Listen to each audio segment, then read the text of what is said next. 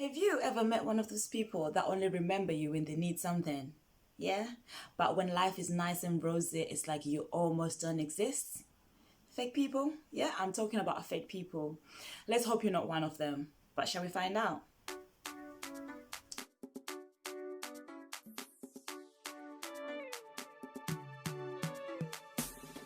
Hello, hello, hello, hello, hi, hello, hey, hi, hey. Welcome to my channel. If you're new, my name is Ishi, and if you're returning, do you know what? You're not my new favorite person, so keep coming back. Okay, so today we're here to discuss about how to pray. Basically, how I pray. I'm going to share that with you, and hopefully you guys can comment and also tell me how you pray, because at the end of the day, nobody knows all these things. We're all here trying to help one another. Nobody's been to heaven, you know what I mean?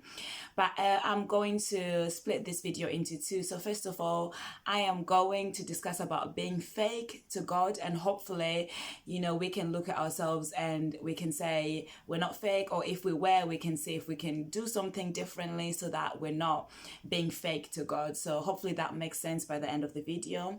And if you've been following me, if you know me, I like to use examples because, we're human. We need to be able to understand reality. We can't start preaching about heaven. We haven't been there. It needs to start making sense. God needs to start making sense to us when we're here, when we're living our everyday lives. I mean, at the end of the day, we were created in His image. So that's, how I record my videos.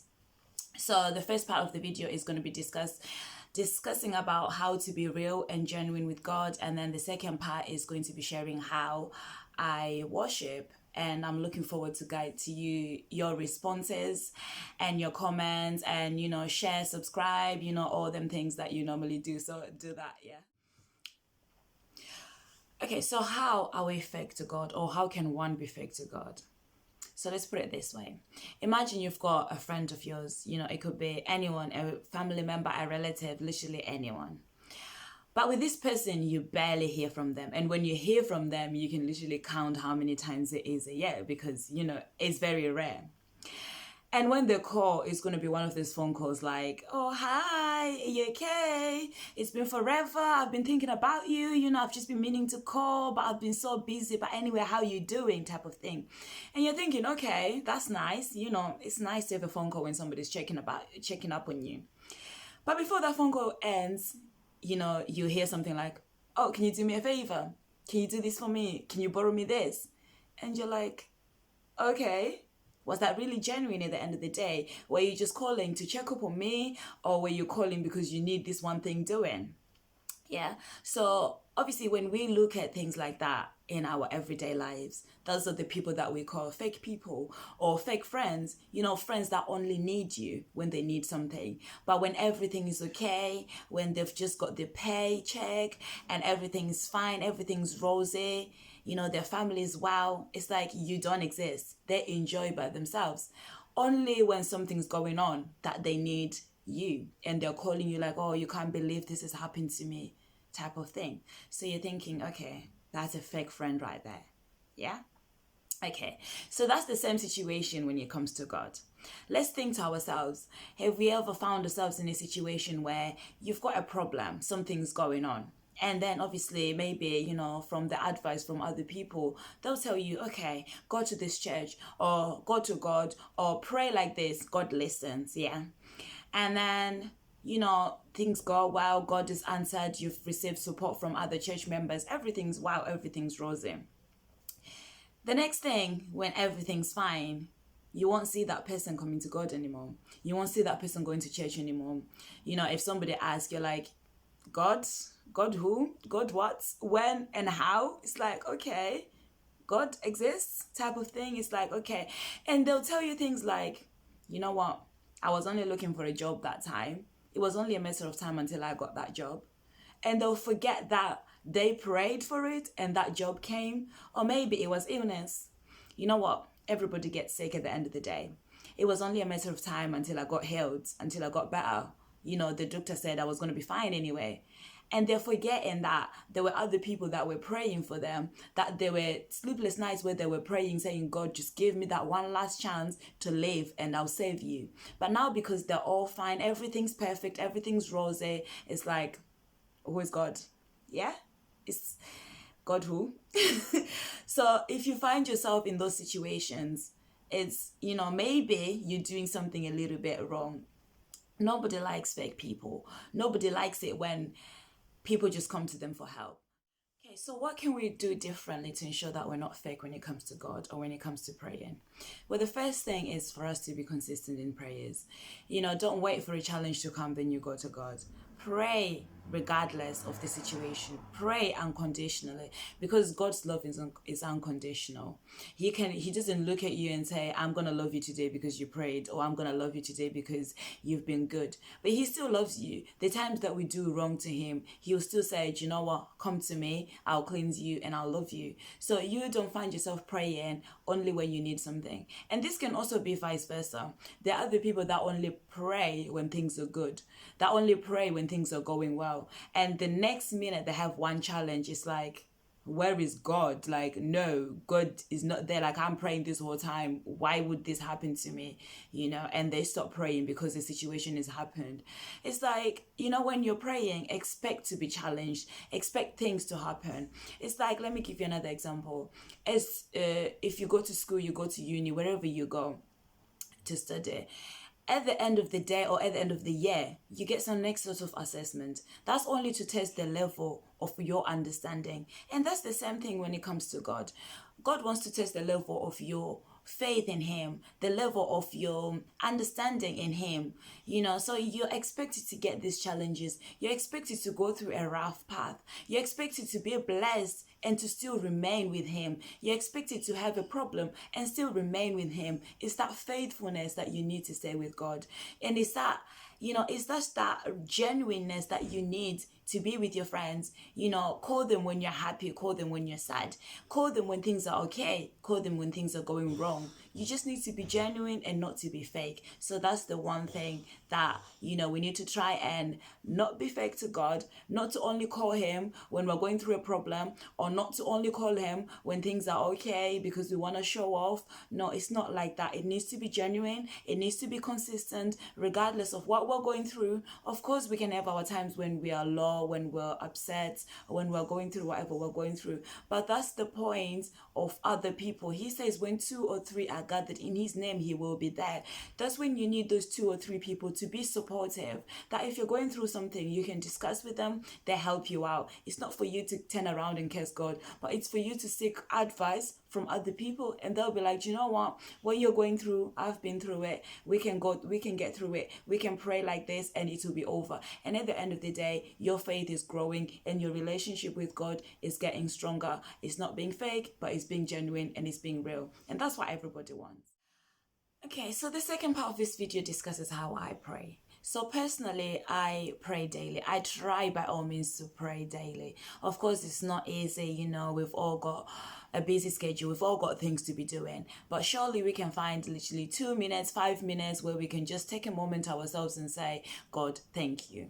And just to point this out, praying is not standing there on top of the table shouting God, or kneeling down or rolling on the floor and be like, God. No.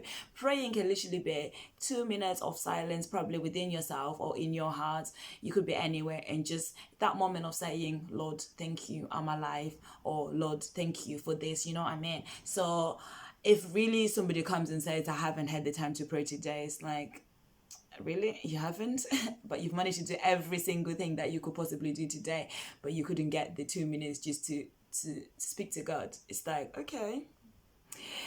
Anyway, so how I pray, obviously with the time, if the time is there, like I'm saying, normally I try and pray in the morning when I wake up, just to thank God, to be like, I'm alive. I don't know whatever has been going on throughout the night. Anything could have happened. So many things have happened wherever, but I'm here, I'm safe, everything's still together, my flesh and my soul are together. So it's just a prayer of, thank you, God, I am alive. And it will be something like, God, help me throughout the day, whatever I'm going through, whatever that is in front, whatever that is ahead, may you be with me, may you lead me, so that, God helps you to decide. So that's like the first part of my prayer, or probably in the morning. And then I also try and pray at night before I go back to bed. And it's just another prayer again of saying, God, thank you. you've looked after me, protected me throughout the whole day. I've gone through this and this, but here I am, I'm fit, I'm well, and I'm going back to bed. And again, I don't know whatever's going to be happening throughout the night. May you protect me, may you be with me. So that's like the brief praying, like how I would pray on an ordinary day. That's the kind of the basic structure of how to pray.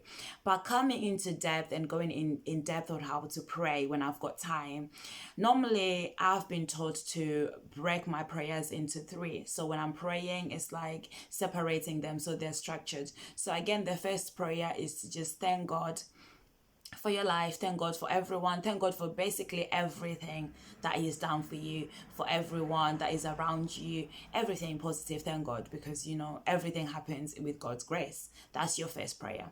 Then your second prayer is asking for guidance. Like if this is a morning prayer, then you're asking for the guidance throughout the whole day, what you're going to do. Let's say you're going to school, you know, God help me, I'm going to school, help me to understand what I'm studying. Let's say you've got a job interview, God help me on this job interview. If this job is meant to be mine, you know, it will be mine. Help me to speak with confidence. If you're going to work, God give me strength to work.